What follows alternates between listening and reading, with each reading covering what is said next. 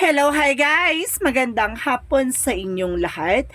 This is Chin Rodriguez, Pamasagari Channel, a faith healer, also mata reader. So ngayong hapon na tingnan natin ang nagsasabihin sa inyo ng ating mga gabay. This is monthly gabay for the month of February 2024 for the sign of Aquarius. So Aquarius, welcome to my channel. Ano kayang messages, advices ng spirit guides ang ating masasaga for today's video? Kanina naman kayang energy or kaganapan sa buhay ng mga Aquarius ang ating mga hagilap. So guys, this reading is a general reading lamang. Hindi lahat makaka-resonate. Kunin lamang po ang makaka-relate sa inyo and comment down below kung kaninong energy ang ating nasagap. And of course, don't forget to like and subscribe my channel and hit notification bell for more videos update. And of course guys, maraming salamat po sa mga walang sawang pagsuporta sa aking channel, lalo-lalo na hindi nag-skip ng ads. Naway pagpalaan kayo ng Diyos at may kapal. Siksik, liglig, nag-uumapa, ang biyay manabalik sa inyo. And of course guys, maraming salamat din po pala sa mga nag-share ng aking video sa anumang uri na social platforms. Maraming salamat po. Umpisa na natin ang laban for the sign of Aquarius. Hagilapin natin yan ha ng iyong mensahe.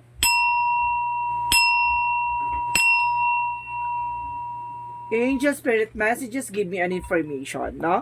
Ano kaya ang masasagap natin for today's video? Kano naman kayang energy o kaganapan sa buhay mo ang ating mga hagila?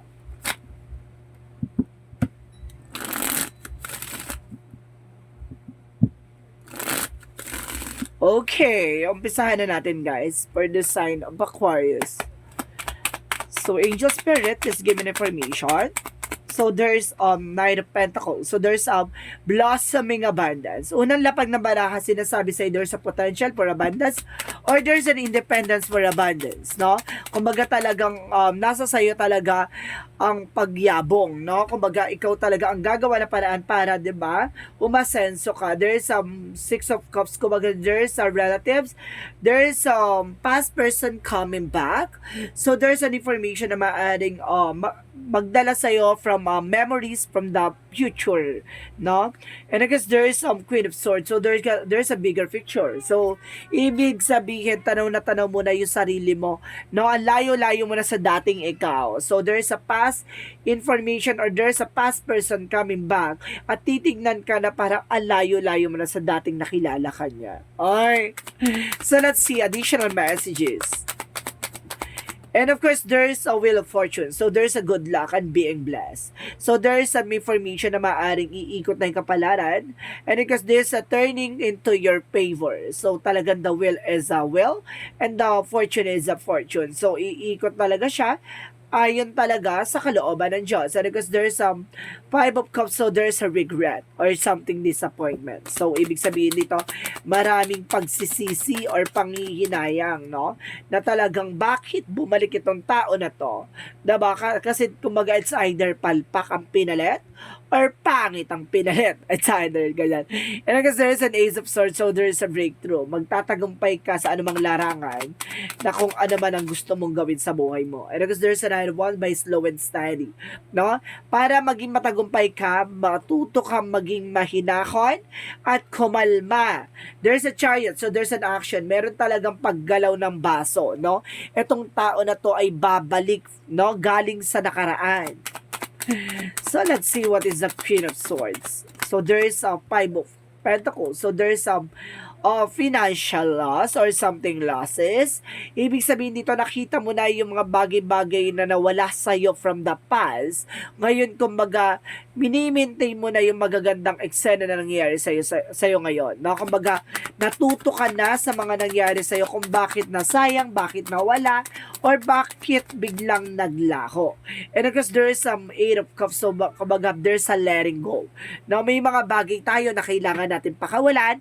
Past as past, never come back. No? May mga bagay na kailangan na natin ibaon sa nakaraan ang nakaraan. May mga bagay ang nakaraan ay pawang nakaraan na lamang.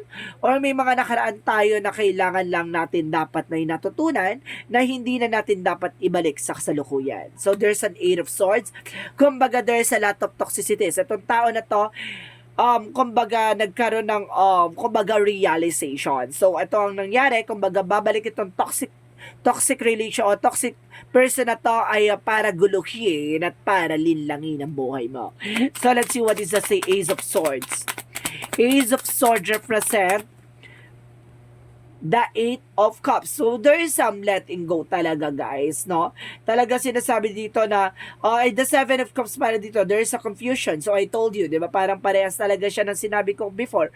Naguguluhin ka talaga at lilinlangin ka lang talaga. No, and because there is an Eight of Cups na moving on, moving forward, and of course, move on. So, there is some Ten of Cups, or Ten of Pentacles represent a financial law, financial security, and of course, a long-term success and long-term investment. So, ibig sabihin dito, talagang, kumbaga, naka-move on ka na yung parang, di ba, kung kumbaga, akala mo hindi ka makakabango, pero unti-unti mong kumbaga, natupad yung mga gusto mong gawin. At the same time, unti-unti ka nakabangon doon sa situation na yon. So, let's see what is the Six of Cups and the Chariot card. Bakit siya bumalik? There's a King of Swords. Nagkaroon siya ng mental clarity. Natauhan, ti! Itong tao na to, kaya siya babalik kasi natauhan. And of course, there is a Queen of Swords in the Five of Cups. Five of Pentacles represent the King of Cups. So, itong tao na to, babalik to as devoted and supportive person. Oh my God! So, itong tao na to, lininis siya. Kumbaga, itong tao na to, nag-mature siya. That because of karanasan. No? Because there is Seven of Swords. Protectionan mo yung sarili mo. No? Protectionan mo laban to sa taong mapanlinlang at guguluhin ang plano mo sa buhay. So talaga nakatadhana siya, there's a prophecy na babalik siya, pero hindi mo na dapat siya patulad. So there's Five of Cups that requires the Eight of Swords. Represent what? So there's a death card. So there's an ending in your beginning, no? Kumbaga may mga bagay na ang nakaraan ay dapat tapos na. The death is an ending. And because there is a new beginning coming in for you. Babaguhin mo na ang tadhana. There's a transformation. Kumbaga ito na ang kumbaga magbibigay sa iyo simula na kumbaga closure.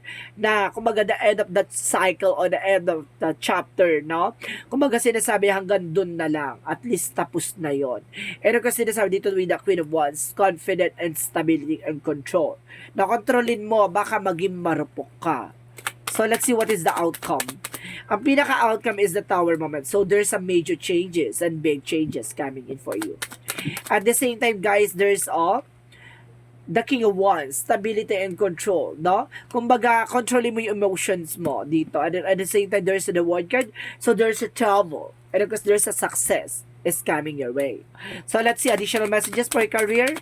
For your career, there's a higher fun. There's a lesson learned in the Page of Cups. Makinig ka sa intuitions mo. Makinig ka sa gut feeling mo. Matuto ka na sa nakaraan mo. Matuto ka na sa mga dapat mong, kumbaga, binibit-bit, no? Na nangyari sa nakaraan. There's a higher fun for educations. Higher fun for lesson learned. No? Kumbaga, there's a separation, rather.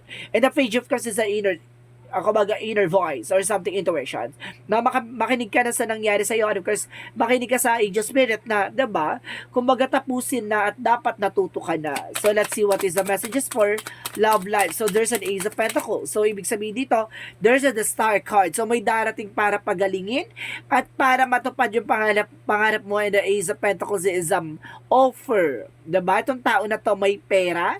Kumbaga itong tao na to magdadala sa'yo para magkapera. Or itong tao na to ay magbibigay sa'yo ng opportunity para makamit itong pera na to. There's a big money coming in for you with the Nine of Cups and it's an offer, proposal, engagement, an email or something messages na magdadala sa'yo ng big money. No? And of course, a love life. So additional messages for your health. Sa health mo naman, ano bang problema o hanash mo dyan sa health mo? Sa health mo, there's a devil. Oh my God, may gumagawa sa'yo dito, ha? Ng black magic, kaya ka siguro maraming nararamdaman.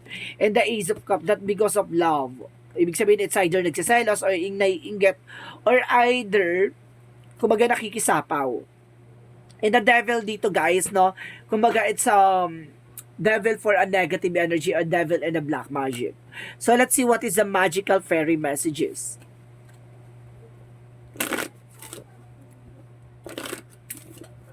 For magical fairy messages, angel spirit guides. So there's assertiveness. Dapat alam mo yung grounds mo na hindi ka na dapat magpapabudol. At the same time, stand up for your own beliefs. And only say yes if you really want to, no? Ilalaban mo yan talaga kung gusto mo. Pero kung alam mo sa sarili mo yung pinaniniwala mo at alam mo sa sarili mo yung grounds mo, 'di ba? Live it. 'Di ba? Where it belongs. Ganon. So let's see what is the yin and yang oracle card. So, there's a spy watching, look at you. So, ibig sabihin, meron talaga sumusubaybay sa'yo. Meron tumitingin, and there's an healing, guys, no? Meron talagang kagalingan sa'yo dito from the past. And of course, there's a wishes, wow, wish, coming true. And of course, there's a messages coming in for you. And the travel, no? Talagang may gala ka talaga dito, Tin. Hindi ka lang basta-basta, no? Talagang para kang humiling sa ating, 'di ba? Sa ating, there's a battle with the genie, parang ganon. Kumbaga, humiling ka, may 3 wishes kang matutupad. So, let's see what is Archangel Michael.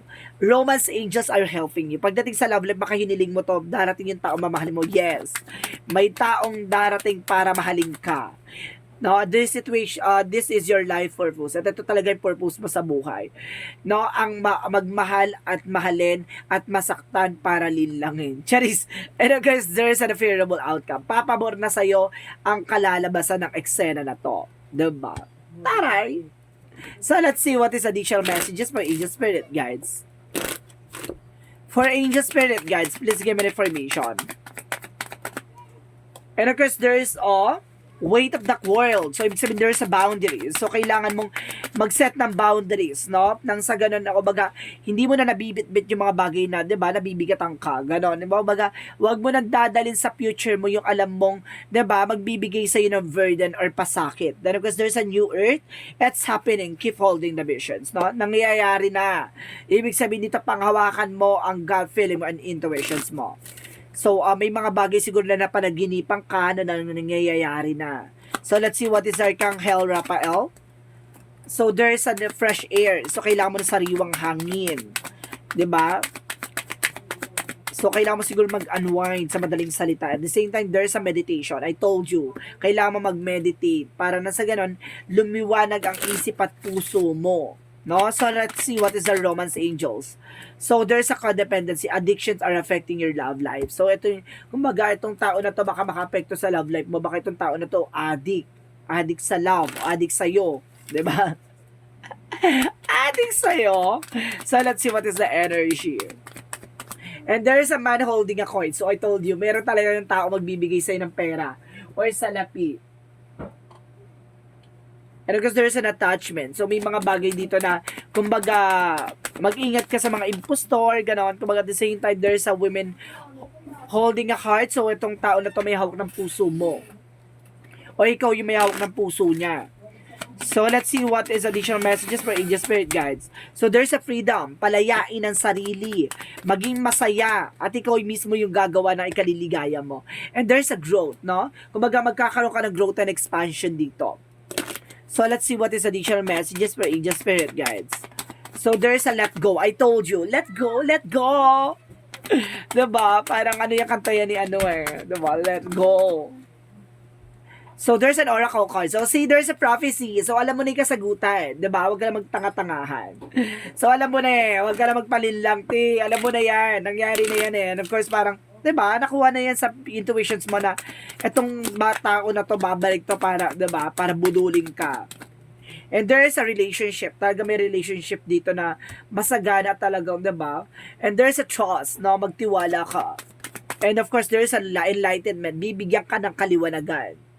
So, let's see what is the chakra. Let's see what is the chakra. Chakra. So, there's confusion. So, see, confusion. Guguluhin ka talaga. May manggugulo. And there's a joy, no? Kung kailan masaya ka na. And of course, there's a self-worth. Alam mo dapat sa sarili mo yung halaga mo.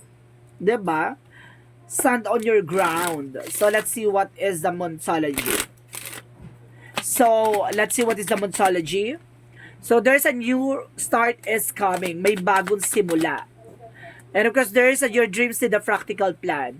Itong mga pangarap mo, kailangan mo maging practical. Kung gusto mo matupad yan, ngayon pa lang maging practical ka na. And of course, the conclusion are within reach. No, tama yung hinala mo, tama yung pangamba mo, tama yung nararamdaman mo. So let's see what is the Jesus loving quotes. Jesus loving quote said, "Blessed are they that hear the word of God and keep it." No? Binibless daw yung mga taong naniniwala sa salita ng Panginoon, sa salita ng Diyos. 'Di ba? Yan yung mga pinagpapala. 'Di ba? So let's see what is the angel's answer. Angel's answer, it's up to you. Talagang sa'yo talaga. No? Kung wala kang iba, kumbaga bibigyan ka ng advices, yes, pero ikaw pa rin yung magdidesisyon. And there's an abundance, kasaganahan ay nag-aantay sa'yo. And of course, there's a let go. Double clarification na let go. So, kailangan mo na siyang pakawalan. Huwag mo siya iniintindi, diba? There's a let go, no? Kailangan mo i-let go tong tao na to. Kapag to, pinapasok mo sa buhay mo, sinasabi ko sa'yo, mawiwindang ka, maloloka ka. So, let's see what is the angel's answer. Angel's number 26, I am touchful. You have a desire to succeed and will feel most accomplished when your work benefits others.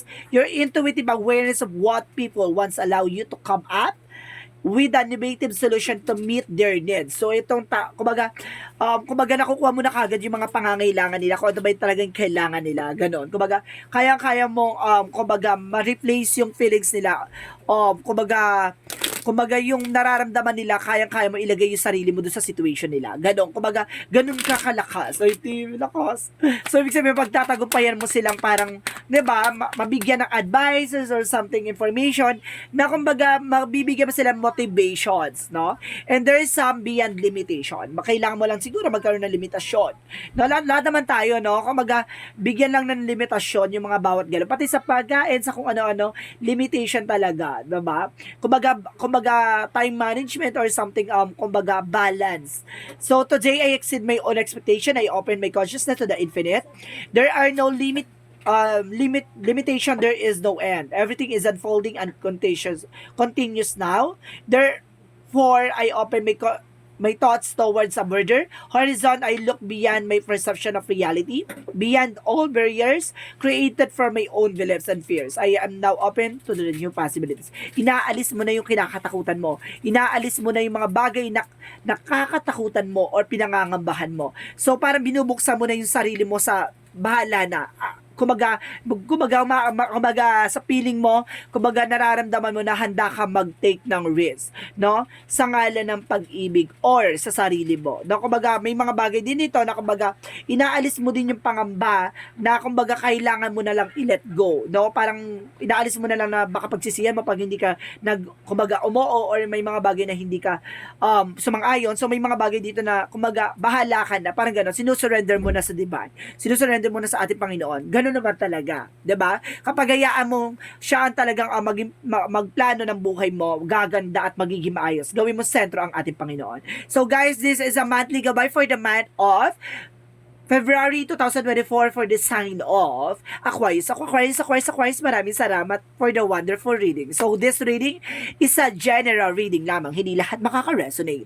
Kunin lamang pa makaka-relate sa inyo and comment down below kung kaninong energy ang ating nasagap. And of course, don't forget to like and subscribe my channel and the notification bell for more videos update. And of course, guys, maraming salamat po sa mga walang sawang pagsuporta sa aking channel, lalo-lalo na hindi nag-skip ng ads. Naway pagpalain kayo ng Diyos at may kapal, siksik, liglig, nag-uumapaw ang manumbalik sa inyong biyaya. And of course, maraming salamat sa mga nag-share ng aking videos sa namang uri ng social media platforms. Maraming salamat po. And see you in the next video. Bye-bye and bye-bye!